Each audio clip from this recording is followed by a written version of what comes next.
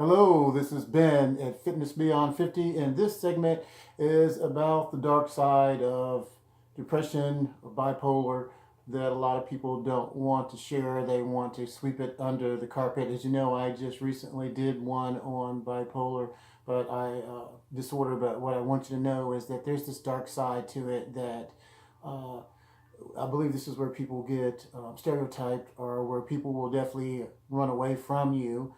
I'm not saying this is true in every case, but I want you to know that there are times that the disorder will cause you to have some uh, emotional outbursts that are just very, very tough to handle. Also, there can be some physical outbursts, uh, which is also hard to handle. No one needs to be wants to be around someone who could physically hurt them or even hurt themselves, and it's a slippery slope, if you will, because this can happen very easily and very quickly.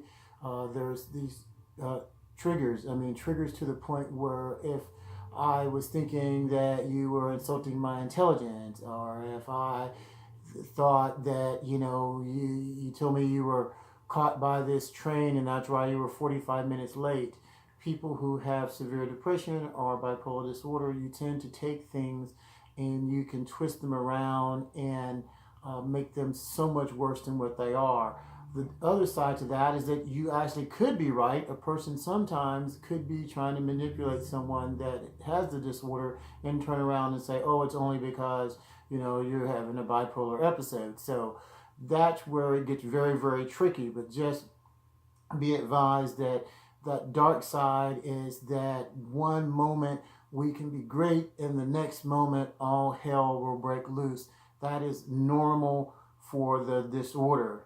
It is normal for when things seem to be going great for 2 or 3 days and then suddenly the person can't get up for no, and you're like, why can't you get up? What's the problem? Life is good. But that when those voices in your head start saying things to you, or when you're having what they call racing thoughts, it's a very, um, for me, it's a very cruel, painful thing, because you have all these things coming into your head at one time, and you're trying to decipher what's being said. And what ends up happening, you want to just shut down, or you just want to scream, or you want to run into something, or you just want to you just get to the point like you're this um, tea kettle, and as the pressure just keeps building, building, building, building, building until you just explode. And yes, it's great that there's medications, there's hospitalizations, there's things like that. But the dark side of it is that they can't give you medication to fix it. And many times you get overly medicated to the point where those loved ones that come to see you, you don't even know that they came to see you, because you're in some other world where you're drooling on yourself. You can't hold your bodily functions. Things are just happening to you, and you're just sitting there, just like the wheelchair that you might be sitting in. You become this inanimate object. You're so far gone. And for some of us, and I'll speak for myself, you don't really want to be in that state. But when the alternative is you're hearing things in your brain like, stab yourself, go kill everybody else in the house.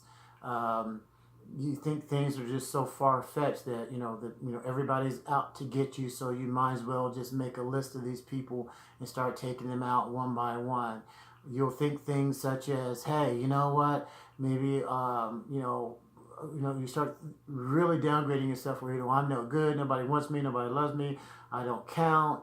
You have all this impending doom, so many times you think about having a police assisted suicide. You figure you just have one of these outbursts. You know what I mean? You can fake it in front of them and then go after them, because you know that you're one of the number one people that they can take out and not get in trouble for, and because you just want the pain to stop. Because believe me, loved ones, no bipolar or depressive person wants to pull everybody else into their dark abyss. They do not. If anything, they want to get away from you so that you don't have to see them go through all of these roller coaster rides of emotions and outbursts and things of that nature. Now, if you're the depressive person or the bipolar person, all I can say to you is that as a person that's bipolar, you have to want to be well. I'm going to say that again. You have to want to be well. You have to fight every second of the day. In my first video, I talked about finding things to distract you. You have to find things to distract you to stop those thoughts. And yes, there's going to be days where everything goes great, and then there's going to be days that things are just terrible. But if you distract yourself, like for me, I'm learning a different language. I've taken on a second job. And because a lot of times, when we have all this downtime where, say for instance, I see all my clients during the day, and then at night when my disorder really picks up for me, I can't sleep. So then all those thoughts start going through my head, and then everything gets more and more and more compounded to the point where I'm just ready to explode. I mean, I will do things like, putting my earbuds in and watching a movie to get distracted. I have used self-pleasure to try to distract myself. Figure if I do that, it'll calm me down enough to go to sleep.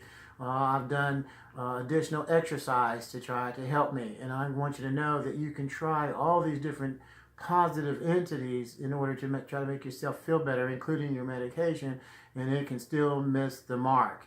And that's, I believe, is the most frustrating part for someone who's depressed, whether it's clinically depressed, whether it's you have a chemically imbalanced depression, or you point blank have the chemical imbalance of bipolar disorder. Yes, it's great for for certain jobs, because if you're in that manic phase, yes, like I said, you can work for hours and hours and hours and hours on end nonstop till you just finally eventually just fall out. But it is a scary, scary disorder to me, because when you are a good person and you're trying to live life to the best of your ability, and this disorder just smacks you down, it's very tough. And when you have people that you're surrounded by trying to take you down at the same time, because it's amazing how people can be jealous of someone who's bipolar, because many times we are very organized, we are very successful, and things of that nature. Relationship wise, usually you love really, really, really hard, but at the same time, you're using that person sometime as a drug. And so that's why I've said in the other one, make sure that when you do get someone positive in your life that's willing to deal with those highs and lows, that you take your medication, or you do the things that you need to do in order to keep yourself safe and to keep them safe. But the reality of this is that it's a darkness, and the thoughts can be just medieval. I mean, it can have you thinking of doing things that are so bad that if people could get inside of your head and would know what you were thinking, believe me, they would run as far and as fast from you as they could or they can. I'm not making this video to have people get further from people that have depression or bipolar disorder. I'm making this video to make people aware of some of the things that go on in a person's life that has this disorder, because it is a tough disorder. I don't believe that it ever goes away, because I've gone 7 years with no type of episode, and I've gone 3 years, and then I can go through a month or two where it is just tough. And do not be ashamed if you have the disorder, to get help. Do not be ashamed that if you have to go in a hospital for a week or 2 weeks. That's just part of the disorder. You want to get well. You want to make sure that you're well for the people around you. So when you get to the point where you can't distract yourself enough, the medication isn't working, the electroconvulsive therapy isn't working, get into that hospital. I call it taking a break, recharging. They're going to medicate you to the point where you can't stand, and go through the process, and then come out of it and get back on track. So bottom line is, yes, it's real. Can it be dealt with? Yes. Can you live with it? Yes. Can you have a good quality of life with it? Yes. Don't beat yourself up. Don't take yourself out because you feel like you're more worthy to people if you're dead, because there's some people who are going to encourage that. Yes, that sounds cruel, but there's going to be some people who are going to encourage that.